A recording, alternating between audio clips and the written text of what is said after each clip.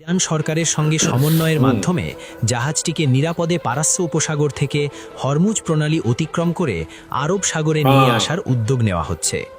এই লক্ষ্যে বিএসসি নৌ পরিবহন মন্ত্রণালয়ের মাধ্যমে বাংলাদেশ সরকারকে কূটনৈতিকভাবে প্রয়োজনীয় পদক্ষেপ নেওয়ার অনুরোধ জানিয়েছে। সরকারও বিষয়টি গুরুত্ব সহকারে বিবেচনা করছে। এদিকে ঢাকায় নিযুক্ত ইরানের রাষ্ট্রদূত জালিল রাহিমি জাহানাবাদী জানিয়েছেন, যুদ্ধ পরিস্থিতি সত্ত্বেও বাংলাদেশের জ্বালানিবাহী জাহাজকে হরমুজ প্রণালী অতিক্রমে সহযোগিতা করতে প্রস্তুত রয়েছে ইরান। अस्सलाम वालेकुम दोस्तों, मैं हूं एहसान खान और आप देख रहे हैं यूट्यूब चैनल एहसान रिएक्शन विद एहसान। मैं उम्मीद करता हूं आप जहां भी होंगे एंजॉय करते होंगे, मज़े में होंगे और फिट फाट होंगे। बहुत ही इंपॉर्टेंट वीडियो है दोस्तों कि बांग्लादेश के लिए एक बड़ी खबर है।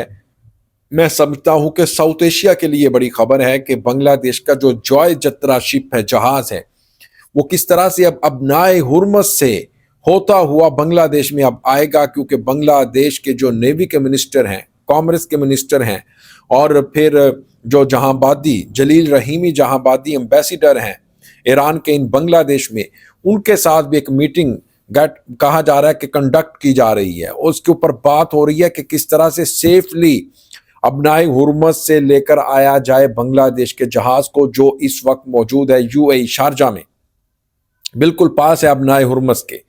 लेकिन जो ईरान की हुकूमत है उसने तो कहा है कि आप अपनी शिप को वहां से निकाल सकते हैं, हम उसके ऊपर हमला नहीं करेंगे, यानी हमारी तरफ से उसके ऊपर कोई अटैक नहीं किया जाएगा। लेकिन दोस्तों, क्योंकि इस वक्त जो स्ट्रेट ऑफ हुर्मस है वो बहुत ही सेंसिटिव एरिया है, अमेरिका भी सोच रहा है उसके ऊपर हमला किया जाए।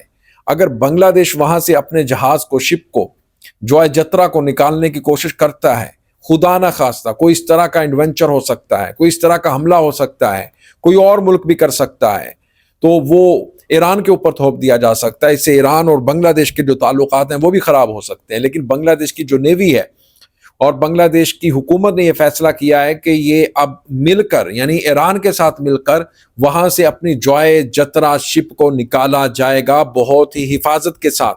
लेकिन यूक्रेन में आपको याद होगा, रशिया यूक्रेन वार की जिद में भी एक बांग्लादेश की जो शिप है वो आ गई थी, क्रू मेंबर भी उसके कुछ जख्मी भी हुए थे, और अब वो रिस्क बांग्लादेश नहीं लेना चाहता।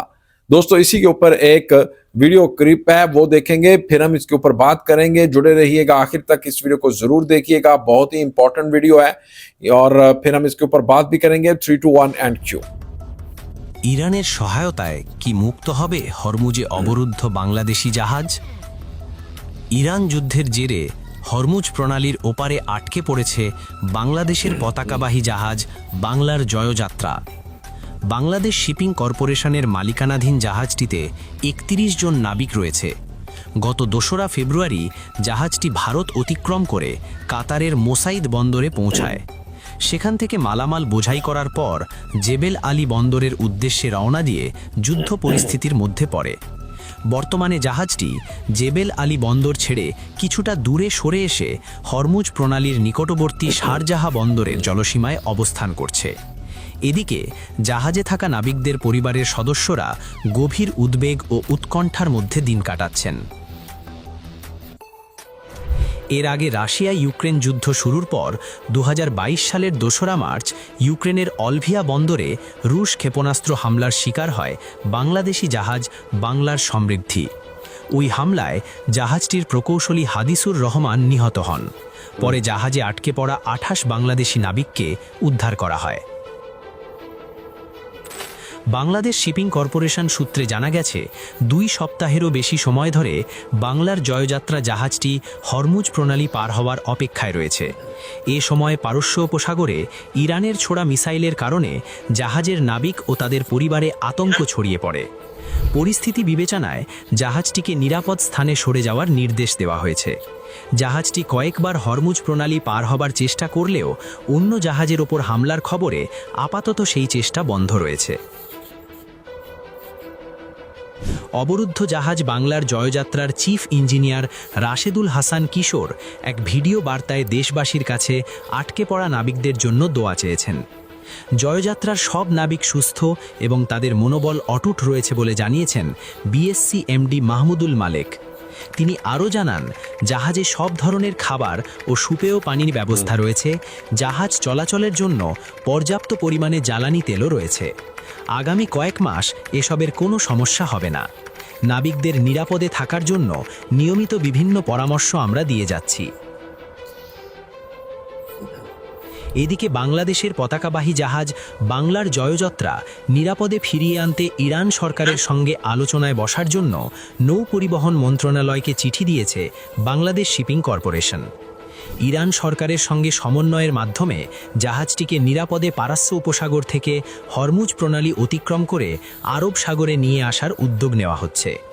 এই লক্ষ্যে বিএসসি নৌ পরিবহন মন্ত্রণালয়ের মাধ্যমে বাংলাদেশ সরকারকে কূটনৈতিকভাবে প্রয়োজনীয় পদক্ষেপ নেওয়ার অনুরোধ জানিয়েছে। সরকারও বিষয়টি গুরুত্ব সহকারে বিবেচনা করছে। এদিকে ঢাকায় নিযুক্ত ইরানের রাষ্ট্রদূত জালিল রাহিমি জাহানাবাদী জানিয়েছেন, যুদ্ধ পরিস্থিতি সত্ত্বেও বাংলাদেশের জ্বালানিবাহী জাহাজকে হরমুজ প্রণালী অতিক্রমে সহযোগিতা করতে प्रस्तुत রয়েছে ইরান। तो दोस्तों, आपने ये वीडियो देखी है कैसे अब बांग्लादेश की हुकूमत, बांग्लादेश की नेवी के मिनिस्टर, जो ईरान की हुकूमत है, ईरानी इनकलाब, पासदारान इनकलाब के जो लीडर हैं, उनके साथ एक टाइम सेट करने की कोशिश की जा रही है।